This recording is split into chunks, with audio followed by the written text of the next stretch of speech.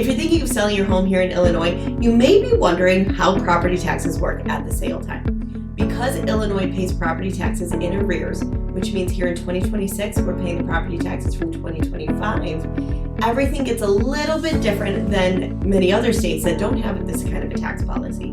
So today I'm going to break down how that works and what that looks like when it comes time to sell your home. Hi, I'm Elyse and I help people in Plainfield, Oswego, and the surrounding areas make great decisions about real estate.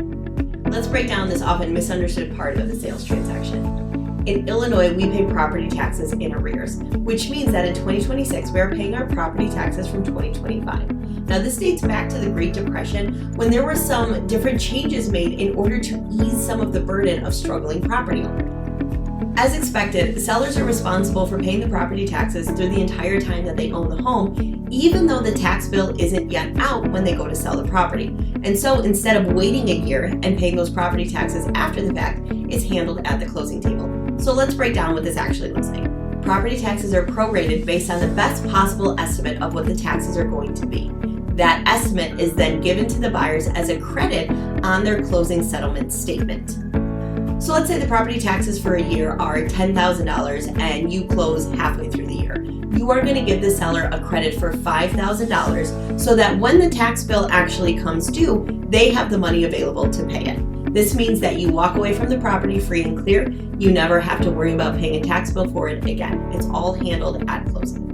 In Illinois, we usually prorate at roughly 105% to 110% of the most recent tax bill to account for the annual increases that we typically see in our property taxes.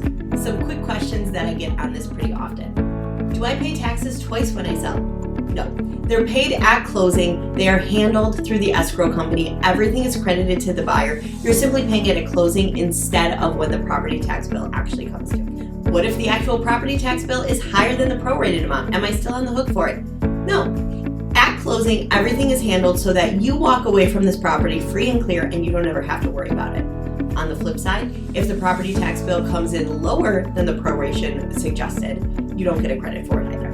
So the key takeaway is that when you sell a home in Illinois, your property taxes are handled as a credit to the buyer at the closing table and you never have to worry about them again. If you're thinking of selling here in Illinois and want to understand what property taxes, closing costs, and equity position mean for you, drop us a line. Our contact information is in the caption below. We're here to help.